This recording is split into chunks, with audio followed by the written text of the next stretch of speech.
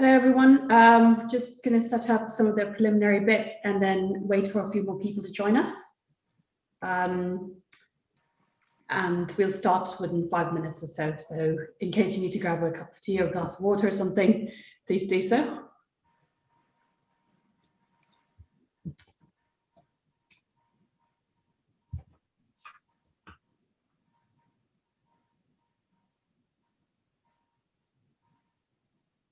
And in case you get kicked out or for whatever reason your technology is not working and you're not able to connect into Zoom, we do also have the live stream on YouTube. So so feel free to, if you're unable to come back into this room, you are also welcome to watch the seminar on YouTube that way. Okay. For those who are new, just to say we will be recording this event as well. So just to let everyone know about that. Great. While we wait for a few more people to join in, just want to take this opportunity to introduce myself, the speakers, the workshop as well, and also to welcome you to the final session, or at least the final session for 2021 series of the Writing Academic Paper Series for WIMSA seminars. My name is Gunjan Sondhi, and I'm a lecturer at the Open University. Our speakers today, and who've also been the speakers for most of the seminars so far, Professor Parvati Raghuram of the Open University as well, and Dr. Markus Breines of London School of Hygiene Tropical Medicine. So I think I got all of that together. For those who are new to this session, the WIMSA Writing Workshop is part of a program that was started, that was initially funded by the British Academy, but then due to COVID, we sort of brought this online, where the aim is to introduce people to the ways of writing an academic paper, particularly if you're writing an academic paper for a British English language journal, many of you might be interested in publishing in those journals, or some of you just want to have a general sense of what it's like to write papers within that framework or for those particular publications. So that was sort of the reasoning behind setting up this workshop, or initially what was a workshop and became a series as we've done this year. So this is the last one of it, and the previous ones, which are on writing the introductions, literature review, the theoretical discussions, as well as how to do analysis, are all available on our YouTube channel. So do feel free to view those. They're available for you to view, as well as the presentation slides are also available through our website, which is oumigration.com. So so we're hoping that this particular session brings the series to a close for this academic year, and we will have a new set of programs for both the autumn and the winter term for the next academic year. So we'll give you some more details of that at the end of the seminar. To outline what today's seminar is, which is slightly different than if you've attended our previous seminars, today's is slightly different in that we still have Parvati Raghuram start opening a discussion on what is conclusion and outlining that, followed by Markus talking us through some of the more practical points and some of the more specificities of writing conclusion. And alongside that, or in between all of that, we have quite a bit of time for Q&A. So if you have any questions, comments for each of those sections, do feel free, and I'll keep an eye out on the chat, but also do feel free to use the hand function on Zoom.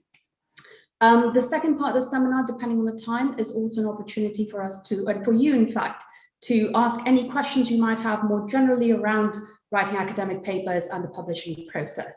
So if you've been trying to write papers recently or are stuck on something, this might be an opportunity for you to maybe get clarification on some of those processes, or how to overcome what are the obstacles or the block that you're facing in trying to finish some of those papers. I know there are quite a few that I am, and that I'm constantly bothering Parvati and Markus with. So I'm sure all of you would have other questions as well. So on that note, I see we've had some of the people joining in already, and we're about 5 minutes into our starting time. So at this point, I will hand it over to Parvati to start the discussion and give us insight onto how we can go about writing inclusions. So thank you, Parvati.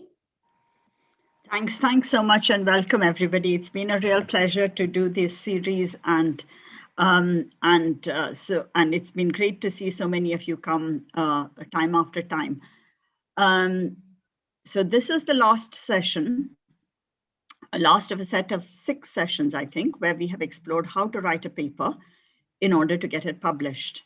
In doing so, we help to address a key gap, the underrepresentation in particular of African voices in Western journals. This gap is a global loss. It means that we have far fewer insights from an African perspective into how the issues that matter, those of matters of concern, how they become assembled, how they become issues, and how they come to matter in Africa, and most importantly, why people in the rest of the world should pay attention to those issues, can come in under the spotlight, right? That's a gap that we have that we are not able to, that we haven't been able to fill. And we hope that these sessions offer a way to address that gap. The sessions have gone through different moments in the research process and in the written product, from writing a literature review through to how the paper is reviewed and where to send it. This focus on the moments of research, which may appear discrete as they were dealt with in different sessions, are, however, all interconnected, as ultimately they all together shape the research process and the research writing process. So right from the start, you want to think of where to publish and whether you want to go down the open access routes, the topics of our later sessions. You'll think through the journal choices by going through and seeing how the paper might be received and reviewed. So we think of the journal choice as an early choice, which we dealt with in the earliest weeks, but actually those are things we revisit and use as a lens right through. So each week is a composite moment when more than one thing happens, right? So you do many of those things at every point. But there are also moments where certain things are highlighted, where you make active choices and decisions about particular things. Finally, this way of thinking about writing a paper, we hope, is generative. And I hope we all hope that this will enable you to better intervene into debates. But we also want that these ways of writing papers are not seen as conventional, as set in stone. Not right away, perhaps, but over time, these ways of writing papers are there for reshaping by you. So not for reproducing, but producing again in new ways. That is the journey we've been on, and we hope you'll take up. So it's over to you. So I don't know how many of you got what I've been trying to do. What I tried to do was to actually give you an example of a conclusion. Because in effect, this is the conclusion of a set of 6 sessions. And I wanted to offer you this example of a conclusion as a way of thinking through how to write conclusions. So what did I do? I began by saying in this set of 6 sessions, so what I tried to do was to say right up front what it is that we have done in these sessions. And then the second sentence was why this is important and why it's important now. Why the world is a worse off place for not having those sessions. Yeah, this is bigging me up a little bit, bigging us up a little bit, but it's making a claim to why we are here, right? Then the second paragraph goes over the different moments of the research process. It doesn't summarize, but it synthesizes. It tells you that actually each of those sessions had a role, but it's in its combination of its roles that actually the whole set of sessions makes sense, right? So doing just one of these sessions would not be adequate. It's together and there is something about bringing together the overlap, the sequencing, the overall argument of what is done by bringing these together. And finally, my last paragraph, and if you'll bear with me, I'll read that again. Finally, this way of thinking about writing a paper, we hope is generative, and we hope that it'll enable you to better intervene into debates. But we also want to say that these ways of writing papers are not conventional. They're not set in stone. So they are there to guide, and they are there as something that is up for reshaping over time, not for reproducing, but producing again in new ways. That's the journey we've been on, and we hope you'll take it up. Over to you. So in that last paragraph, what do? What I do is I open up the floor again. So I've gone first by introducing what the paper is about, making a case for it. Yeah. The second paragraph synthesizes my argument. And the third paragraph says, I've done all this work in this paper, or in this set of 6 sessions in this case, but this is something more on which this is not set in stone. There's new ways of doing this. There's things that could be, it sets new research agendas. And in my last sentence, that's a journey we've been on, and we hope you'll take up our invitation. Over to you. So what I do then is give power to the audience, right? And I do that through through some form of rhetorical device, so that it hopefully has a lasting impact. And for me, those are some of the moments and so some of the characteristics of a conclusion, right? So I'm going to say those characteristics again. First, and conclusion is an alternative entry point into a paper. It invites people in. So you know the introduction does that, but the introduction does that in a different way. It sets it within the literature, it sets it within an empirical case, but the conclusion does that same thing, but taking the whole paper as the starting point, right? It remakes the case. It says, why you should read this? So it's not a repetition of the introduction, but it is an alternative entry point into the paper.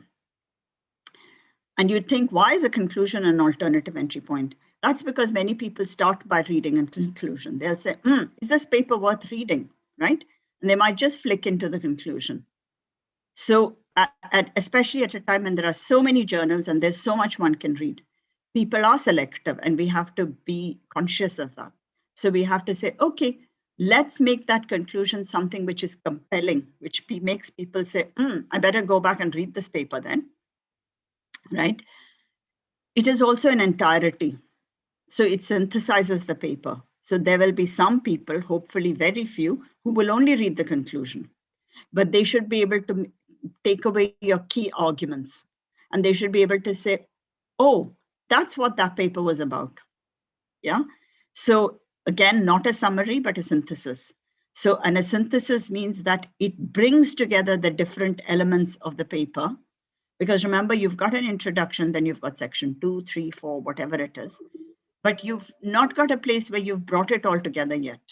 Some papers they have a discussion session, right? But if you don't, then this is the place where you actually synthesize the paper and tell people why what they read is important. Because now they should have read the paper. Not all would have, but many people would have read the paper. So you don't want to repeat what they've read. What you want to tell them why this is important. And then what you want to do is to hold their hands and help them to think about why this is important for them, right? Whoever the them is.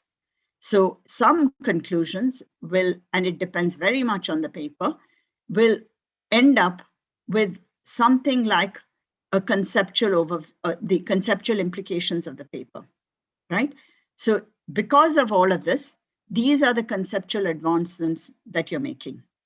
This is really a crucial thing, because if you don't say that this is the conceptual advancement. Remember, the academic papers are not, by and large, very rarely are they policy documents, right? So these are academic papers for other academics to read, who are trying to pick up on what your key thoughts are. They're trying to say, if I need to write a paper, why would I read this? Will it help me to write my paper better? So remember, people are reading it for knowledge, but they're often reading it for knowledge for a purpose. They're trying to think, what can I do better because of knowing this? Yeah. So they need to know how they are invested, what they gain from having read this paper. And your conclusion is the point at which you tell them that. And those are often conceptual takeaways, right? So remember, at this point, you're reverting back to your literature review, your conceptual development, your theoretical argument. You're cycling back to that, but you're cycling back to that in new and developmental ways. So not as a revisit, but in a way that, again, does that bit of opening up work. So some of them will say, actually, there is an empirical or a policy-related outcome as well that needs to be taken into consideration. But the extent to which you'll focus on the empirical or the policy implications of the paper will really depend on the journal, unless the journal specifications say that we are writing to policy audiences. Really cut back on those things and think of this as a conceptual argument, as making space. Yeah, you're making space and saying, here I am, I'm going to occupy this space, and I'm making space for you to have that conversation with me. That's the work that you're doing in that conclusion, right? Handing over.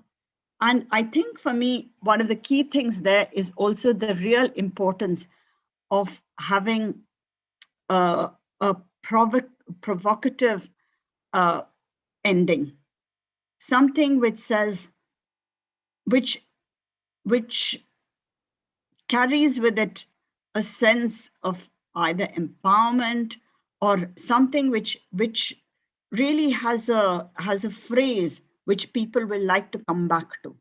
So I often use a phrase like, for instance, these are the requirements if we have to address migration within the contested politics of the present, right? And when you say the contested politics of the present, people can immediately, I hope, understand that there is a contested politics of the present to migration, which needs something to be done about it. And what I'm doing is giving you a course of action to address that. So what you're trying to do, therefore, is to redirect the readers, the audience's thought process, to revert back over what has happened so far, but also to look outwards and say, do this with it, right? Take it away and make it yours, right? And that is crucial, that kind of opening up. Do with it, because do something with what I've told you, right? So either in terms of a research agenda, a conceptual outline, something which says, do something with the work I've done. Because then people need little hooks, right? They need little helps to say, oh, I read all this, now what should I do? So help them with that in the conclusion. And that's that moment of explicit audiencing, where you're writing to the audience and saying, come on, take it away, do something with it, right? And that for me are some of the strategies of what is a good conclusion. So over to you, Markus.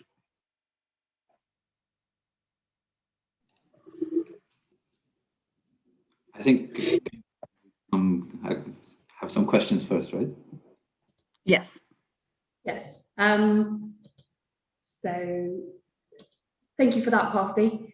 At this point, we would like to take the opportunity to open up for questions. To those who are familiar with the sessions, feel free to either raise your hand or put a question in the chat box.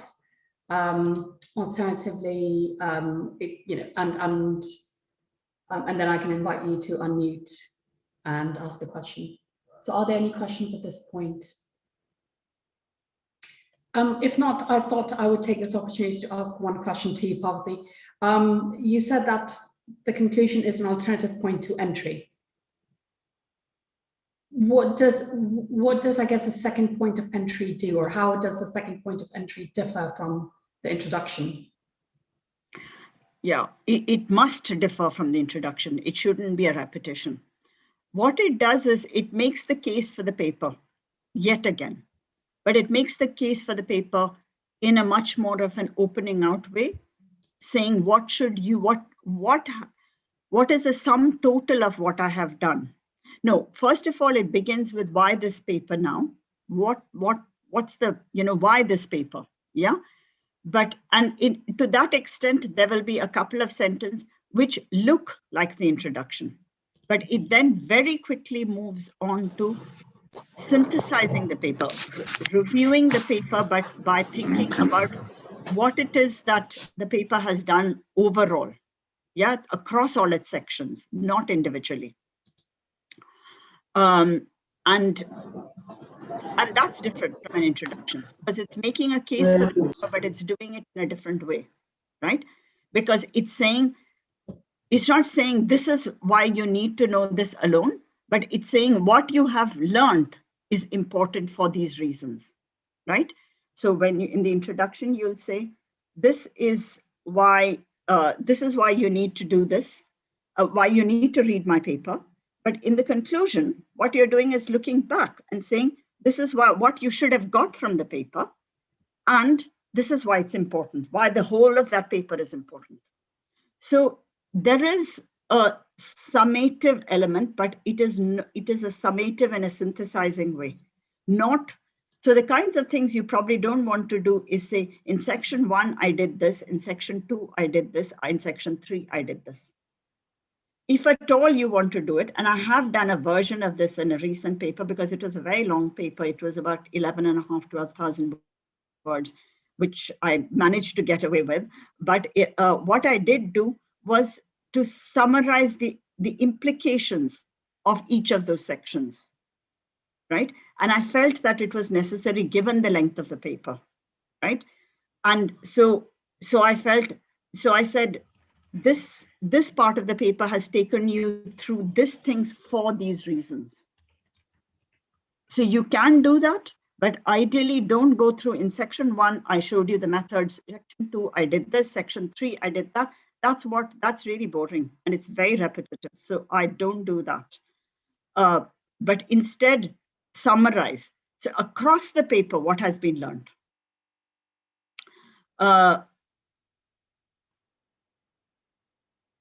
Does that help? And I think the last bit of it is that it's always an invitation. It's an invitation to read your paper for the sake of the papers that you're going to write. And the best version of this is actually, it just happened last night. I think I sent it on to Markus. I sent a paper to a friend to look at because I wanted to, see whether it made any sense. And she was also supposed to do a paper for that special issue. And she said, oh, I've been procrastinating for 9 months, but reading your paper made me feel like writing my own because I got so many ideas, right? It's really, catalyzed me to write my paper. That's the best version of a conclusion, something which energizes the reader. It makes them feel that this is a journey I can also join in on. It makes you feel, oh, I have something to say. Great, thanks so much. I think that's really helpful. Got a question in the chat from Anna. Anna, as I said, Anna had asked if we had any good examples, and I think some of the specificities of the writing of a conclusion will be covered in the next section. So hopefully that would be helpful for you, Anna. I've got a question from Jacob. Jacob, if you would like to unmute yourself and perhaps ask the question. Yeah, thank you, Parvati, and thanks, Gunjan. Yeah, I wanted to find out, there are some conclusions where you find recommendations in the conclusion part of the paper articles. And so I wanted to find out if it is okay, and or depending on the paper you are writing, you need to have some recommendations at the concluding part. Jacob, thanks for your question. And this really is very important because there are really big differences between journals. So go back and look at your journal and see whether this is something which your journals usually, the journal that you want to publish and usually has. So it's very important to align with that. And there are journals, sometimes in the environmental sciences, for instance, which will have recommendations, some development policy journals, some African journals will have it, but a few. But a lot of the geography journals don't, unless there is, I think there's one called Geographical Policy Analysis or something, and they tend to have recommendations. But most geography journals do not look for recommendations. So it really depends on disciplines. Most social sciences in terms of sociology and so on and so forth don't have recommendations. And I think this is something that we really struggle with as editors, because a lot of papers from some parts of the world tend to have recommendations, and they immediately they set the tone for the paper. And because remember that the recommendations are coming out of the paper, right? So it feels like when you look at recommendations at the end, you think, this paper itself doesn't fit. It's not just that the recommendations are inappropriate. The recommendations are a view into the paper. Remember, the conclusion is a view back into what's in the paper. So when people see recommendations at the end, they think, this is not the kind of paper we publish. And most of these will get desk rejected, right? So they don't even go out for review. So you don't even get the benefit of having some input from other people. Because it's just not in the right journal. So matching conclusions to journals is really important. Thank you. Thanks so much for that, Parvati. A question from Sarah Miller. Sarah, would you like to unmute yourself and ask the question?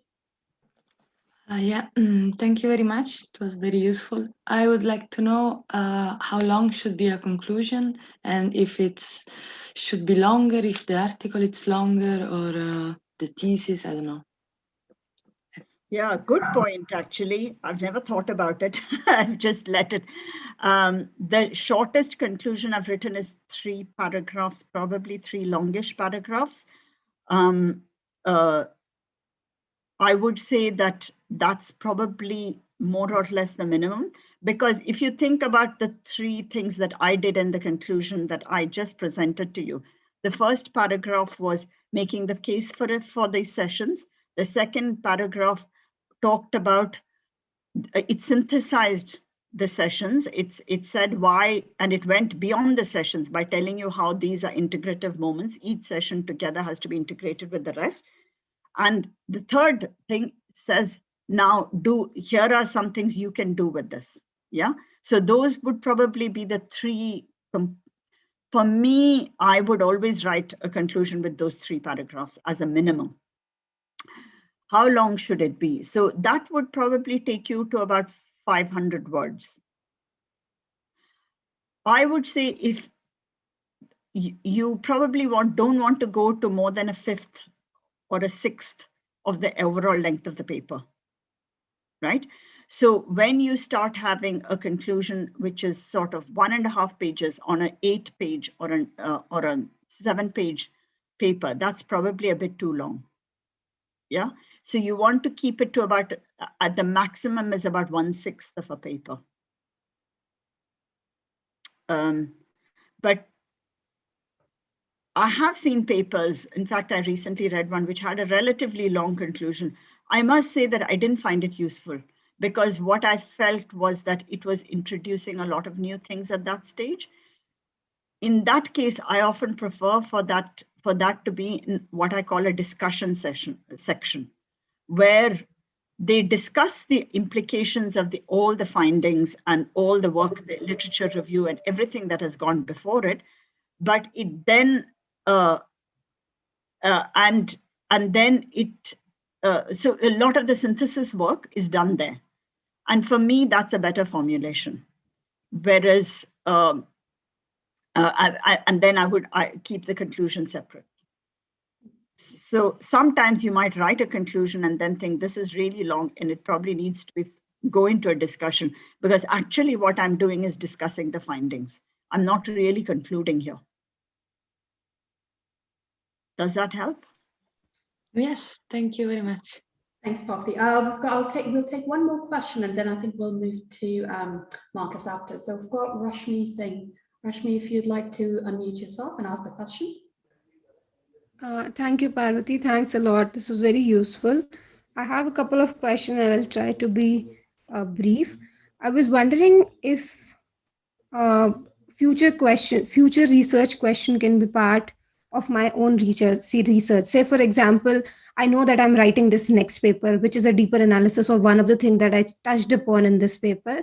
So can I say that there are these questions that emerged out of this and this will be explored later? And then second, I was wondering to what detail of the result or what specifics should one go into the conclusions. For example, if I have a larger argument, that would be placed in introduction itself, but then the literature that I'm contributing to, should I make a point to include some key 3 or 4 key papers and say this is what I'm contributing to, and see this has been said before but in a different way? Yeah, no, thanks. So with absolutely, making space is what a conclusion does. It makes a space for yourself and justifies your paper, but it also makes space for others, right? And that other can include the next version of you, right? It can be the next paper you want to write. It can also be the next grant application you want to write. And many people actually do that. I mean, no, some people do that. They kind of set out an agenda and say, based upon this, maybe I can write a grant application or the next paper. So absolutely making space and making space including for yourself, yeah, and setting out research questions. With regard to going back and doing a literature, going back over the literature, actually, I think this is something that Markus is going to talk about, but very briefly, what I want to say is, I wouldn't go over individual papers and so on. What I would do is to really focus on the debate, right? So, and you may go back to a couple of references here, right? But focus it on the level of the debate, not on individual articles. So let me give you an example. So I wouldn't say, say for instance, Purkayastha said this about social stratification in 2005. I want to add to that. In this paper, I have added to this literature, unless it is a direct engagement with a particular paper. And that can sometimes happen. Yeah. So for instance, I have had that happen where one person, wrote a paper directly engaging just 2 of us. Yeah. There was a paper in, I forgot now which journal it was in, but they basically decided to engage with just 2 papers, one by me and one by somebody called Olena Hankiewski. And so then you can say, okay, there's a way of writing about care ethics that Olena and Parvati have engaged with. I think that they've done this, but I don't think that they did this. For that, Olena and Parvati must be important enough to be directly engaged with, but that's a different matter. So you know what I mean? You're remember that you're upscaling them as well by engaging directly with them. My answer would be, why is Parvati's version of care ethics even important? Why do you want to even engage with it? Maybe it's not that important, right? That's a kind of question that people will ask if you directly engage with something that, in that form. But whereas if you deal with it as a sense of debate, right, that actually everybody knows social stratification is important, then they'll say, yeah, that's something that it justifies you going back. And then you may say Purkayastha in brackets as a person who you have used earlier, and you come back to that reference. Does that make sense? So unless the whole paper is about directly engaging with 2 people's writings, don't bring them back as named authors whom you're engaging with, right? You can put them in the references, but they are the references to a debate, not as individuals per se. Thank you so very much for that, Parvati. At this point, we'll wrap up this particular part, and we'll have Markus, if you'd like to continue the discussion by looking at the other components of the conclusion. So hopefully this will answer some of the other questions that people have had. But again, as we've said, we'll, after this part discussion's over, we'll have another set of Q&A questions. So, sorry, a period of Q&A. So yeah, over to you, Markus. Thank you, Gunjan. And thank you to Parvati for starting, and to your questions. I will try my best to provide some clarification on some of them. But I thought I'd start with talking a bit, I will follow up on what Parvati has said in terms of what the conclusion is not. So what we often see in many papers is that the conclusion kind of end up being an afterthought with no clear direction, and just kind of sums up some of the key points that have been made earlier in the paper. But this is not really the purpose of a conclusion. And I will talk a bit about how we can write conclusions that are more interesting to the reader, and conclusions that add value to the paper rather than just restating the points that have already been made. But first, I thought I'd talk a bit about the issue of recommendations, as Parvati did. But because it's a bit complicated, but because in so many parts of the world, it's quite common to add recommendations. And as Parvati said, the editors often don't like that, and it illustrates that the conclusion is not really appropriate for that journal. So we have to be really careful about that. And just to illustrate it, I wanted to mention a paper I read a week or two ago, which is about gender-based violence. And the paper was interesting enough, but in the conclusion, they added a recommendation which said, therefore, we recommend that the government, policymakers, program planners, and other NGOs to establish appropriate strategy to prevent and control violence against women. So you see this recommendation, it's a valid point. Of course, the government and NGOs, they should develop strategies to prevent and control violence against women. That's it's so obvious, we don't really need to state it. And this recommendation is not emerging from the findings of the paper. In other words, we don't really need to do the research and write a paper to come to this conclusion or this recommendation. So when we're writing recommendations, they have to emerge from the data to make new and original points. But even so, in many cases, they are not relevant to the academic journals that we are talking about, as Parvati has already talked about in some detail. So I think, as Parvati also said, look at the journals you're aiming for and see if they have any policy recommendations. And if they don't, just avoid it, don't do it. Because as we've talked about in earlier sessions, we really need to tailor our papers to the journals we are submitting to. But, in some cases, it might be relevant to write policy recommendations in specific journals, but in most cases, they should probably be written as policy briefs or something else, and not be addressed to other scholars, because other scholars are not necessarily so interested in the recommendations. And in journals, it will mainly be other scholars reading your paper. Policymakers rarely sit down and read academic papers. So we have to think about who we're targeting when we're writing these papers. And that also applies to the conclusion then. So exactly how we set up the conclusion depends a bit on the discipline that we are working in, as well as the journal that we're going to submit our paper to. So in some journals, for example, in quantitative research or qualitative health research, there's often a discussion section after the empirical materials have been presented. But even if there is a discussion section where you sum up and discuss the findings in some detail, there is often a conclusion after that.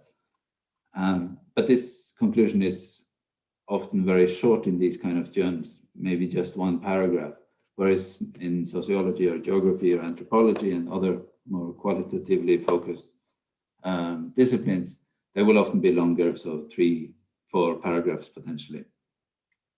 But regardless of the style of the different disciplines and the journals, the point of the conclusion then is to bring together the key points of the paper and make our findings very clear to the readers. So we need to restate the argument somehow, but in a way so that the findings we have presented become part of the overall argument. And how we will do that is what I will talk about next. So instead of the conclusion just being a place where we sum up what we have already stated in the paper, I would say that this is the place where you actually articulate your argument. And to make this work, we need the conclusion to really speak clearly to the previous sections of the paper and not be disconnected and just summing up random key points. So I think it was Rashmi who said we present our argument in early on in the paper, and I think we can to some extent do that. We state it early on, but for me it's only in the conclusion that we can really make the argument clear, because this is where we bring the whole paper together and see the whole picture of what's going on. So we can state the argument earlier, but it's only after we've demonstrated our own findings that we can develop the argument in a convincing way. So as such, our argument is not complete until we have presented our data. So even if we have stated the argument in the introduction or elsewhere, in the conclusion we have enough overview to make an argument that is based on our data, and it's this insight that enabled us to articulate the contribution to the current debates in the literature we're engaging with. So the connection to the introduction can be stated through revisiting the key question that the paper sets out to explore. And by pointing back to this question, the conclusion is an opportunity for us to explain how our findings provide an answer to it. Of course, the findings have already the finding sections have, to some extent, already provided this answer. But because we, will have potentially 3 empirical sections, we need to use the conclusion to bring this together, to bring together the different parts of the answer and explain to the reader the broader importance of these empirical findings. So the reader will often see that themselves, but as the writer, we have to guide them through this and make it very clear to them so that they understand what we think is the main point of the paper.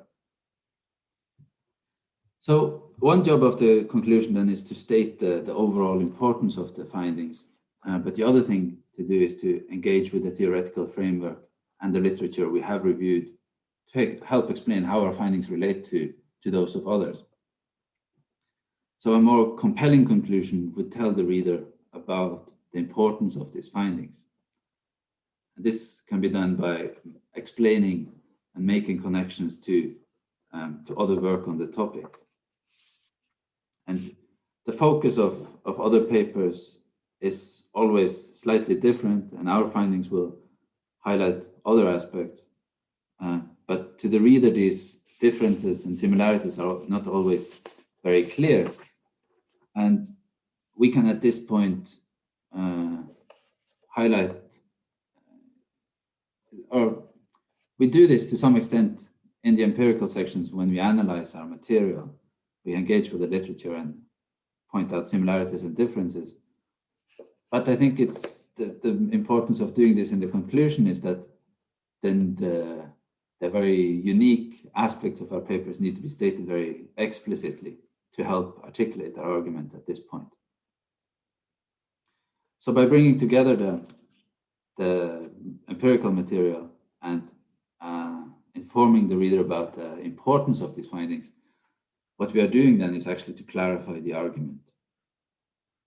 And when we in addition make connections to existing literature and demonstrate the uniqueness of our own findings, that's where we start to see the distinct argument of the paper we are writing. And when I'm referring to the uniqueness, I'm not only talking about the context, because as we have talked about in previous sessions, context in itself does not make it stand out or make the empirical findings very interesting to the reader. We need something more than just the context to make it interesting. So we need something more compelling in here to make the argument relevant and interesting to scholars who work on related topics and issues in other places. So in my view, then the value of the paper only becomes completely clear when we have made our case throughout the paper and then told the reader what it all means in the conclusion. By presenting our data earlier on, we have made our argument more complex, and the conclusion is the place to go into more detail about the importance of our findings and how they can shape the debates we are engaging with. So for me, then the conclusion goes beyond summing up and recommending solutions to practical problems, but it's rather a very important part of an academic paper where you kind of bring your argument, where you actually develop the argument. This is as a key section for making a coherent argument. So because the argument we state in the introduction or in other parts of the paper, for me, it cannot be complete in the sense that we haven't even presented our data, so that if we can make the argument without presenting our data, then we don't really need the data.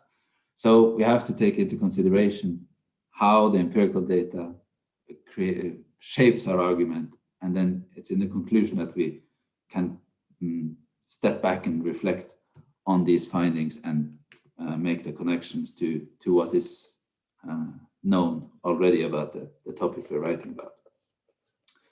So for me then, I often write the conclusions at the very end when I have written the other parts. However, writing the conclusion often makes me rethink some aspects of the argument and how it has been written earlier in the paper. So in that sense, the conclusion helps us strengthen the argument because it makes us rethink what we have done throughout the paper. This means that we have to return to the other parts of the paper after writing the conclusion and go through it to make sure that we are creating an argument that becomes increasingly complex and supported by empirical findings, and then finally stated most clearly in the conclusion. So I see it as kind of a process. We're writing the paper, write the conclusion, but then we have to go back and reshape it. And we also have to think about how the argument develops throughout the paper. And then we kind of reach the apex at the very end in the conclusion, where we make it very clear what we're actually saying with this paper. So we're not writing conclusions just because it's required by the journal, but it's about completing the story we are telling and make the point of it very clear. In other forms of storytelling, we always have to include an ending. We can't just stop after presenting half of the story, because then it doesn't make any sense to anyone. And I would say that the same applies to journal articles. And we need to use the conclusion to bring it all together and make the key point very clear to the reader. Thank you.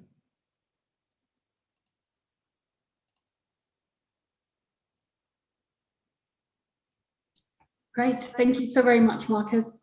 So as before, we had the time, we have the space now for question and answers. So if you've got any specific questions for Markus, or specific to what we've just discussed, as well as more broadly based on the earlier discussion as well, please feel free to either raise your hand or insert it into the chat box.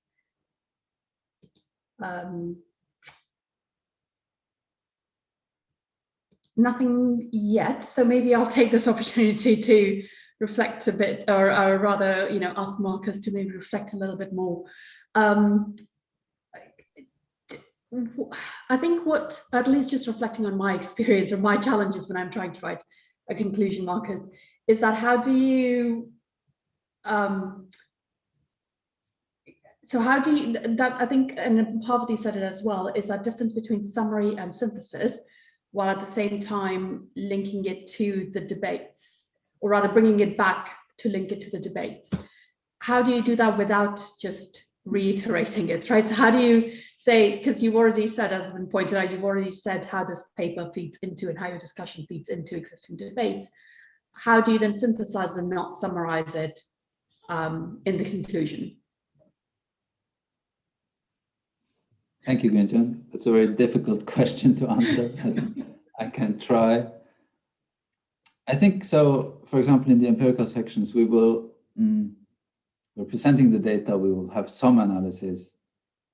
But if we have three empirical sections, we have to find a way to kind of bring them together. So rather than just of course, we will point back to them, but we're not kind of making the same points over again. But we're then, because we have these three separate pieces that are all part of the overall argument. So each empirical section, they're speaking to the broader argument of the paper, to a different aspect of it. And then in the conclusion, without repeating them or summarizing them, I think we have to explain to the reader how these different parts belong together, and how we then bring them together is part of creating the argument. That becomes very clear in the conclusion. But I'm sure Parvati has some deeper insights on this.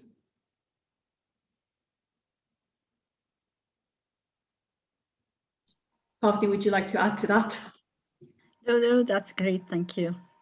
I think we have a question as well. Yeah, so Cara, if you'd like to unmute yourself and maybe just ask the question.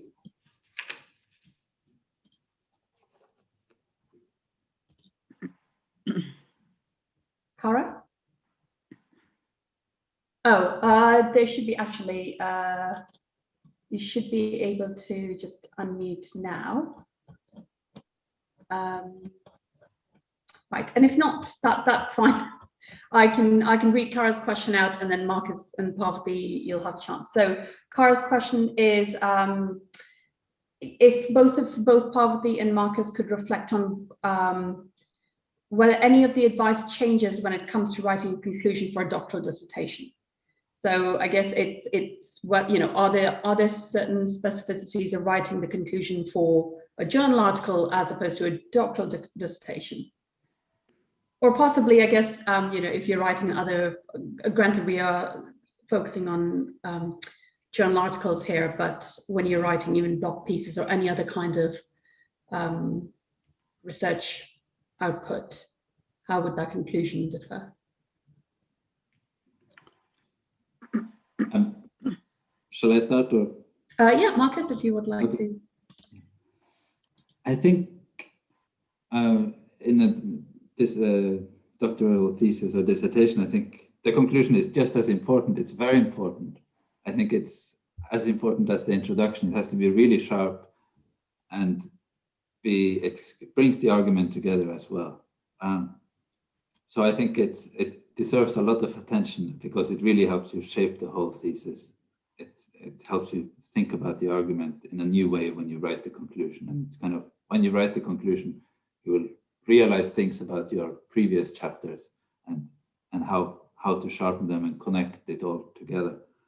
So I just want to make that point about the importance. But the other thing that strikes me is the length of it, which has to be, of course, it has to be much longer than in a journal article, but it might, I guess it depends on the style, but it would maybe be a bit shorter than the empirical chapters, but it should be relatively long. I would say 50 to 70% of the other chapters in terms of the length of the conclusion. But Parvati has more experience on this. No, I agree with you, Markus, completely. It needs to be longer. And I think there are some similarities in that much of what I spoke about with regard to the conclusion applies here as well.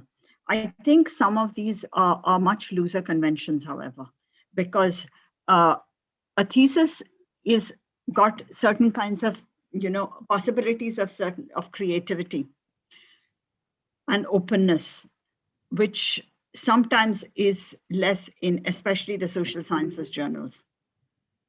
I think arts journals can be different. They're not always different. So I would suggest that a thesis is a conclusion has certain elements of creativity, so there are different things about it. So Cara, I'm not sure where you're based, but I think for those who are publishing thesis by publications, there is a crucial role that conclusions provide, right? Because, and this I say because I note that some of the people here might be writing thesis, and they write, especially in Europe, there's increasing emphasis on thesis by conclusion, by thesis by publications. Now, which means that basically they're putting together 4 papers or some such thing, and then they are providing, which are either in print or about to go in print, and then it's bookended on both sides with an introduction and conclusion. In a thesis by publication, the conclusion is crucial, right? It does all the integrative work. It's where you bring together your argument. And sometimes when I read thesis by publications by for of European scholars, I will spend a lot of time on the final conclusion, because I think that's where we really want to see why those 4 papers together make a thesis, right? Why is this a thesis? Why is this not just 4 papers? And that much of that work is done in the conclusions. You must write longer conclusions, integrative conclusions, which really push home and they advance the literature by working together. Overall, then, a conclusion in a thesis usually does have an overview of what was achieved in different chapters, right? Because remember, when you're reading something like 80,000 words, people do like to go back and have a review. Actually, the first bit did this, second bit did this, and this bit did that. So that's a much looser convention. So, when we talked about journals, don't usually say in chapter, in these sections, I did this. Here, it is much more likely that you will actually do that. You will actually review your thesis much more fully, because people might have forgotten. They might have read 80,000 words over a long period. They usually over 2 or 3 days. So you want to go back and remind them that this is what they've read, right? Then the other thing is that the agenda setting part of it, why that is important and making a space for it is really critical, because remember, a thesis is a claim for original thought. So in a thesis, you will really emphasize why this work is original, right? So the going back over existing literature will take a different form, because it will remake that space in terms of existing literature. And it will push, but you won't do it in a repetitive fashion, and you will not do it in a summarizing fashion. But what you will do is to write it as a case for the thesis and its originality. So you'll revisit it in terms of an original contribution, right? So you'll say, all that happened, but in my thesis, I did all sorts of new things, right? Not all sorts of new things, maybe 2 or 3 new things.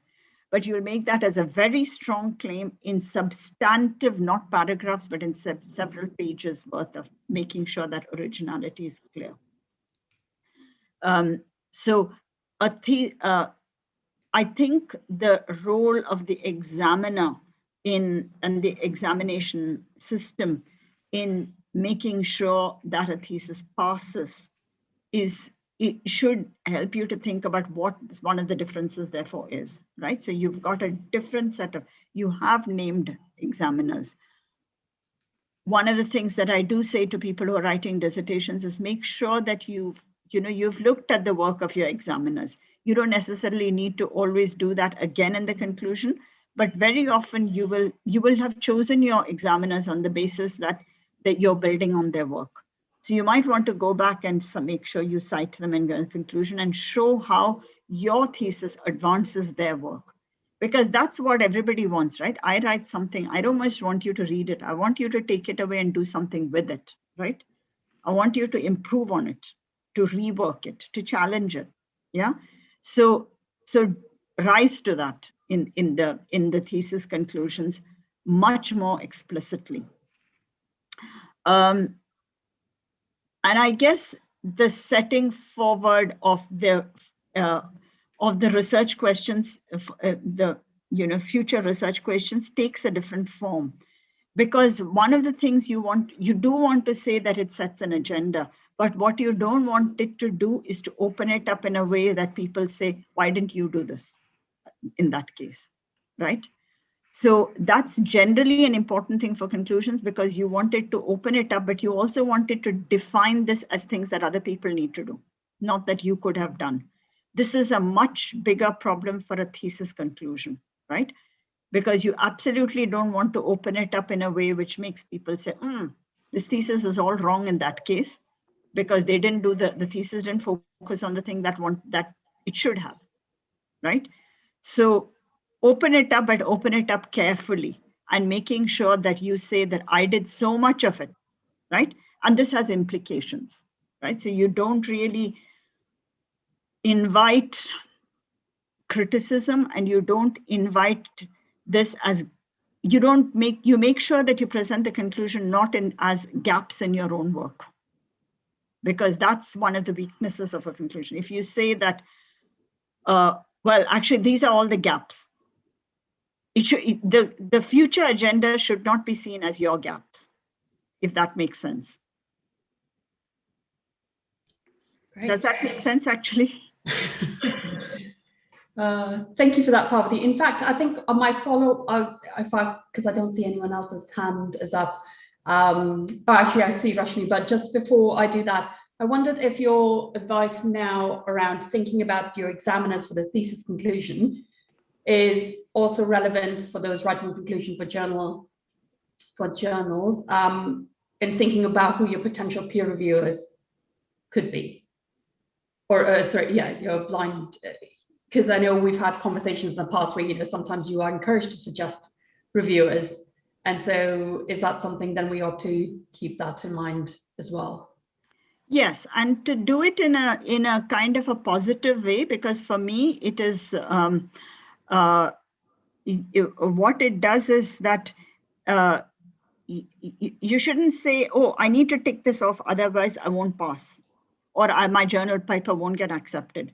What you want to do is to make clear that you have engaged with their work and that their work has helped you, but that you have taken on their work and done more with it, right? Occasionally you'll get prickly people who will say, she challenged me, or she seems to suggest that I didn't do enough, right? And that's tricky. So you need to make sure that you write it in a way that is generative and considerate, not necessarily critical of the people whose work you're building on. So one of the things I increasingly tend to do, but this comes partly from a feminist perspective, is that I don't write the papers so much as gaps in the literature. And maybe this is also about the stage of my work and my career, that maybe I have a little bit, but I tend not to write papers as they did this, nobody did this, here's a gap I'm filling. Instead, what I try to say is they did this, and because they did all of this, I can build on it and say something more. And that style of thinking is something that I'm trying to follow and instill, right, in other people, because I think that's a kinder, but also a more honest way of thinking about it, because nobody writes, it's a bit like Google Scholar, right? What do they say? They say, building on the shoulders of those who've gone before us, or something like that. And absolutely, I feel that's all I do. I couldn't have been where I am without having all those people whose thoughts I've built on, right? So to me, it's a way of giving thanks, making acknowledgements, and saying, you did great stuff, and I think that has enabled me to take this a little bit further. Now, over to you. Tell me what you think of this. I've increasingly tried to adopt that approach, not always successfully, right? So sometimes I've come back with, I've got very critical reviews. And I think, as we said earlier in a series, I've had a paper which has been rejected 2 or 3 times. And I need to really go back and revisit the entire thing, because clearly what I was doing was not right? But so it's not, and now I wonder whether I need to go back and think of it more as gaps, because maybe it was not clear that it was filling gaps. So sometimes you need to go back and revisit that. So I have a style, but I also need to be able to change that style when I know that it doesn't work or it hasn't worked. And that's not easy, right? So when I get a review back, sometimes I think of it as, it's a bit like because those papers we write, we are committed to them. We've spent often months crafting them, right? It's a bit like if you produced a vase and somebody said, that's rubbish. It's upsetting, right? Or they say, go back and redo the entire vase. So I often mourn a paper, I put it down and then I mourn it for 2 days. I mourn the version that was, and before I go back to the version that it can be. And then if I give myself enough time to mourn that version, then I feel much happier with when I relook at those reviews, and I think, yeah, actually they were right. And very often, but not always, there's something at the core of what they're saying. And at a minimum, I have not communicated what I wanted to communicate. I may have had good thoughts, and they might look like they're criticizing my thoughts, but actually they may be criticizing my communication because my thoughts have not been clear. So there is that work to do as well. Great, thanks so much for that, Parvati. I recall I'd seen Rashmi's hand up earlier. Rashmi, if you'd like to unmute yourself and ask the question. Yeah, thanks a lot. A lot of good points, actually. One was especially looking at, when writing the thesis, looking at potential reviewers' work already. So that was really helpful when I'm writing my own thesis these days.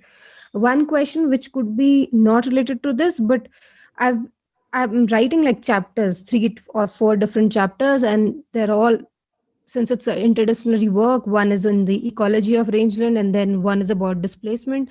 I was wondering that when each of these chapters have their own conclusions, which are in the disciplines of their own thing that I'm doing, say for one example is on displacement, then another on political ecology of conservation, and then on the ecology, I struggle a lot to bring it all together and say one conclusion. So any tips on that? Thank you. Markus, do you want me to? You go ahead, please. Okay. I think for me, the answer to that is in your question, in your research question, because your research question inherently already brought it together, right? The reason why you needed all those separate areas were because your research question needed it. And if you don't need it, that chapter should go out of your thesis. And I have done that. I've had I think it was in my own thesis many moons ago, not moons, many decades ago. I had to remove an entire chapter because it didn't fit. I didn't need it anymore. Yeah. But if your research question has needed all those different perspectives. And I think, so to repeat myself then, the point about the conclusion there would be integrative. So one of the things a colleague of mine told me when I was doing my thesis, which I've often said to other people, and you can tell me if it works or not for those, I invite other people here to say whether it's, it works, is that she said, sort of after you finished your first draft, put all your conclusions together and put your overall conclusion together and look back at your thesis in that way. So I thought actually that's a really good strategy, and it's also a good strategy for all kinds of other things, even when you write a book, for instance, or when you write a co-authored work. Think about what is it that you've picked up in the previous chapter? What is the core, what has this chapter contributed to it? And what is it handing over to the next chapter? So you must have those 3 sections in chapter conclusions. In effect, if you write those as points and you print them all out on pieces of paper, and sometimes I find it quite useful actually to print these out and sit in a room separately away from my thesis, away from my writing, and look at it on paper, because I can then see where it's not worked, because I'm more used to communicating in that form. Sometimes, like we said in the past, you can produce a PowerPoint presentation because then you speak to that, yeah, and see, does this all match up? So these are little tips that you can have in order to make sure you remove the redundant and keep and emphasize the necessary, right? Or these are, and in fact, recently I was doing this with somebody and this is precisely what I said. They said, well, it's not, things are not in the right places. I said, make a PowerPoint, yeah, and see if it's in the right place. Because step away from it, step away from a written document, like a Word document, because it's not possible. You're only seeing, 300-400 words at a time on a screen, right? So you're not seeing the whole picture. So when you then want to look at the whole thing, what you want to do is you can get the picture of the whole thing when you try speaking it out, and a PowerPoint is a useful way of doing that. Saying, what's my key message and how do I get to that key message through those different points, yeah? In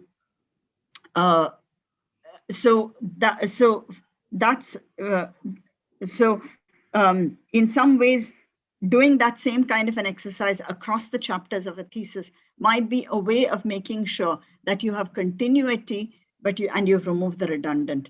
But in terms of the integrative function, what I would say is that the clues in your research question, because your research question already tells you how and why you need all those different sections. So go back to the research question practically and say, these different streams of thought together help me to answer that research question. You couldn't have done it with one chapter, because if you could, you would only have that one chapter, right? And then you pull that together and think of what each chapter added that the other chapter could not do. And I must say, the very first thesis I read when I first started doing my PhD did that beautifully. It said, this is one body of work, this is what's missing. This is the second body of work, this is what's missing. Third body of work, this is what's missing. Then it said, it brought it all together and said, I'll address all these three together in order to make these sorts of arguments, and came back to it not necessarily as individual things alone, right? Came back together as a problem that needs to be solved, which requires all these three things. It did go back and say that it has implications for these different bodies of work, but sometimes those implications might be just precisely the integrative function. Great, thanks so much, Parvati. Thanks a lot. This was very useful. Thanks a lot to both of you. Right. Sorry, thank you for the question, Rashmi, and thank you for Parvati and Markus. I've got one more question from Inesh. Inesh, if you'd like to unmute yourself and ask the question. Yes, please. Thank you. Oh, I'm sorry because I missed a lot. My question is, it's about the references and our conclusions. Is it allowed to do that or not? Because I've heard a lot on that. Some say that no references when we were writing conclusions, and others I've seen and read that there are references on conclusions. So this is my question. Markus? Sure. I would say, yes, use some references in the conclusion, because that's the way to bring together your own findings with the existing debates on the topic. But while doing that, I would suggest that you don't start bringing in new literature, because that will be problematic and somewhat confusing. So the literature you engage with in the conclusion should be the literature you have already introduced in the introduction and in the literature review. And then when we get to the conclusion, you have more to say and a way to speak back to these authors, because you now have presented your empirical materials. So I think it's very appropriate to engage with that kind of literature, but not to introduce anything new. Okay, thank you. Parvati, did you have anything to add to that? No, absolutely. I agree that it is, what you really don't want to do is to start with new citations. unless there is some particular reason for it, but mostly it should always be synthetic, syncretic. Yeah, it is both synthetic and syncretic in its gesture. What it does is and I would keep the references to a minimum, and I would also keep it to the things that you deeply engage with. Okay, thank you. Thank you so much. I realize we have about 15 minutes left of the session. So if in case anyone has more wider or broader questions about writing or publishing an academic paper, I'd like to take the opportunity to just open it up for, all questions around this, because this is the last I have a few more points about conclusion I could make while people collect their questions. Yeah, definitely. I wanted to mention some common issues, and we've talked about lots of them, but one is that conclusions are often very short. That's a problem. And then the other one, which you talked about in length, is about summing up, using the conclusion to sum up what's been said. And one of the issues is that when we try to sum things up, we don't really have the space to do that in the conclusion. So we end up summing up parts of the paper. But then it's not clear why we're summing up those parts instead of others. So the summing up doesn't really work because it can confuse the reader. And another issue is that it's not always clear how the conclusion relates to the argument of the paper. So by that, I mean, the argument doesn't come through in the conclusion, and we're just concluding for the sake of it, but not thinking of the conclusion as a key part of creating the argument. And the next one is what we just talked about in terms of introducing new topics or literature in the conclusion. We should avoid that unless there are specific reasons, or if in terms of citing someone or pointing towards a new topic of research possibly, but not bringing in something related to our findings or new ideas that are not clearly set out.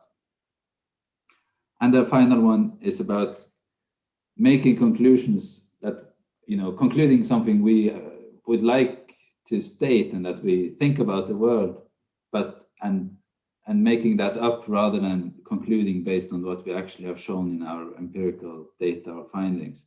Because if we start saying that we have shown things that we actually haven't shown, then that breaks down the credibility of our paper. Parvati, do you want to add anything to these points, or shall we move to questions? Great, thanks so much, Markus. So yeah, as before, any further questions, comments, either on conclusions for journals, for theses, or wider writing issues, if anyone has any? If not, I'll ask a question. I think this is definitely a broader question around the styles of writing, and so and linked to that is the voice of the author. I think because it's an academic piece, there's an expectation that it, especially for those who are just starting off, that there's some particular style and language that needs to be used so that it sounds academic or it reads an academic paper. And I wondered if the two of you could reflect on your, experiences on that. Is there, how do you align yourself or sort of see yourself within that academic style and voice, if there is such a thing as an academic style and an academic voice? So it's a complex question, and again, very, very dependent on what you're writing for and who you're writing to. I tend to have some sort of visions of who I'm writing to when I write a paper. I tend to think of a few people that I think would like to, whose work I might like to build, whose work I'm building on, and whose work I might influence. So think of it as a very practical thing. If you were to tweet your paper, who would you hashtag, right? And if you think of it like that, you might be able to say, okay, these are the people I seem to be writing to. Then within that context, there are different styles of writing. So interestingly, I was looking back at a review of the works of Donna Haraway today. And I was thinking, oh, that's and the review was very critical of her style of writing. But on the other hand, sometimes the style of writing is about staying with it, right? And precisely in her own words, staying with the trouble, staying with the writing and following her, right? This might be something that and I know that many people say this about Spivak's work as well, it's hard to follow, but they're complex thoughts, right? And sometimes they're hard to follow. My own feeling is, and I don't necessarily do this well, but is that ideally we should write as simply as we can, because paper writing is a style of communication, right? It's about communicating your thoughts, just as teaching is communicating your thoughts, and just like writing a blog is communicating your thoughts, just like speaking is communicating your thoughts, right? So all of these are forms of communication. And having clarity and simplicity in that is always a good thing, because the more complex it is, the complex thoughts should ideally be delivered through in accessible ways. Otherwise, you're doing yourself no favors, right? People like Haraway and Spivak have got a following. People are going to read them irrespective. They're going to stay with them, right? They're not going to stay with me. If I write, hard things, people might read it, they might quote it, but they don't really follow it. And that's not good enough, right? Because you've taken so much trouble to write it, right? So you want it to be written in a way that is accessible. So the final point here is that there are really important different styles of writing. And for instance, and styles communicate the politics of knowledge. So there is something about for those who are working within science and technology studies, they will see that there's a very particular style of writing that they use, that authors in that use. If you haven't seen it, go and look at something written by either Anne-Marie Moore or John Law, and you'll see that there is a particular very simple short sentences which is used, but that is part of their ontological positioning, right? They need to write like that because of their ontology, the ontology that they're working within. So when you write in a particular style, it is a communicative gesture, but it can be also an epistemological gesture. It can also be deeply rooted to ontological positioning. So an STS paper, which doesn't adopt that kind of style, is actually already in contradiction with itself. So there's something here about working within the style of the framing of your argument. Your argument itself will drive in part your style. But of course, so much of your style is also you, which already makes you grasp for particular frameworks. So, and it's also your ability to communicate. And it's very interesting. I was talking about this with a friend of mine, and she said, so she was talking about storytelling and storytelling conventions. And she said, yeah, but they start with the beginning, the middle, and the end. But in Turkey, everybody talks simultaneously and they start in the middle, right? And then they may say backwards or they may say forwards and so on.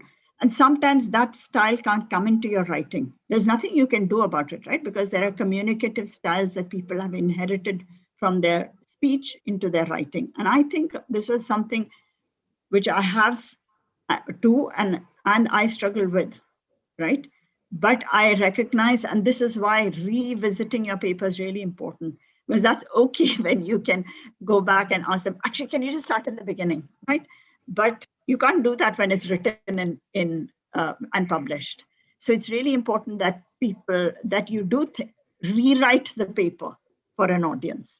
If your style is not, in that kind of a particular structured way. Because ultimately the crucial thing here is communicating and influencing. Communicating and influencing. Because you don't want people to just read it, you want them to take it on and do something with it. And that's what I hope all of your papers will do. Thanks for that, Parvati. Markus, any final thoughts in there? No, thank you. Nothing on your writing style or voice that you'd like to add?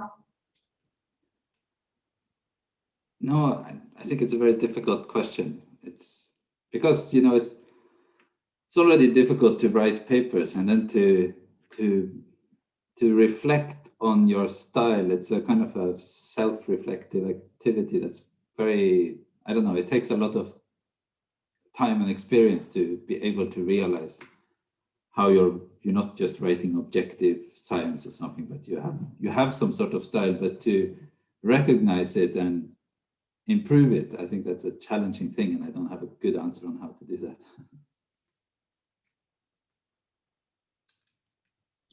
Okay, right. Thank you both for that. I am aware that we've got 5 minutes left on this, so I think on that note, I think it might be good for us to wrap up, unless there are some very pressing or burning questions that anyone else would like to ask. And if not, I would just like to say a very, massive thank you to everyone for attending, and for all your questions, for all your participation, and for the time of the audiences, because we're now 6 months of this, been, every month we've run one of these, so we've had quite a bit of content and recordings that are now available on our YouTube channel. But I think it's been successful precisely because we've had a very engaging and involved audience who's allowed us to run these sessions, and sometimes running over time. So we hope that all of you can join us back in September, October, when we restart the next part of the series. As I mentioned, we will be coming back, at least the autumn term will be more of a research seminar, focusing on papers that are very much in line, or rather what the initial project started off to be, around international student migration. So if anyone of you is interested in international student migration, we will be highlighting some of the work that we've been doing, or rather our colleagues have been doing, and people that we've been working with doing, particularly African scholars, on international student migration within the African continent. And there'll be a whole series of seminars there. For those who may not be interested in the international migration or the student migration component, but would just like to get a sense of how to do online seminars, and how to engage with different scholarships, or just an example of that, we highly encourage you to join us. So it's not just limited to those interested in the topic. We will be running a second version of this particular series, which is the Writing Academic Paper series, starting January 2022, which seems rather far away, but not so far if you think academic terms. And while the focus for this year has been really started off being, and continues to be, focusing towards African scholars who would like to write into these particular types of journals, we will be shifting focus more so on Asian scholars. So we are working with a couple of partners, and hopefully trying to build the series slightly more, and encouraging partnership, and encouraging other speakers to join us as well, who can give us insight as what it is to write in different contexts. So do keep an eye out for us. So, we have our website of oumigrations.com. We have our YouTube channel. For those who've missed all the preceding seminars but would like to know more about it, do go view the recordings. And if you have any other ideas, or you think we need to cover something more that you think would be useful, especially for the Writing Academic Paper series, do get in touch with us, or do email Parvati and Markus, and I'm sure they'll be happy to respond to any queries or follow-ups that you may have. So again, a massive thank you to Markus and Parvati for all their time in, all the time in organizing and running the series, and for all the audiences. Thank you so much for coming and staying tuned and listening and participating. Can I have a quick question, Gunjan? Are we doing something on grant applications? And do people want to, have a session on grant application? If so, do you want to just sort of raise your hand if you like on this? If people would like to have something on that, or on anything else which will support you. The other thing to say is that if you would like to, one of the things we had hoped for with these sessions when they were going to be face-to-face was to help to build a community of scholars so that you can also talk to each other in the Global South. And we're really looking for ideas on how to build that and to, to have groups who work on in cognate areas where you can make links with each other, say, African scholars with Asian scholars and so on and so forth, because in some ways those networks are more important than everything else that you do. So how do we build that, and what would you like to see in that? That's something that we're also really interested in. So do say if there's anything else that you would like us to cover. And finally, I'd like to just say huge thanks to Gunjan, because she said that we did things, but we didn't. Actually, Gunjan did almost everything. She's been the backbone of the series, and if we wouldn't be here without her. So huge thanks, Gunjan. Thanks, Parvati. And just as a quick note, everyone seems to be very keen on sessions on grant applications. So I think you've just made some more work for yourself. But we'll take a note of that, and we'll definitely try to organize one for the starting for September onwards. I believe that's what we will be doing. So yes, do keep an eye out, follow through the various channels, which is, Twitter, YouTube, our website, etc., or just send us out an email. So, if you just name it, you'll be able to find our email addresses somewhere across those various channels. So, and on that note, I think I'll close off. Yeah, so thank you ever so much for everyone, and have a lovely, great day. Okay. Thank you. Bye-bye. Bye-bye. Bye-bye. Bye-bye. Thank you. Thank you. Bye. So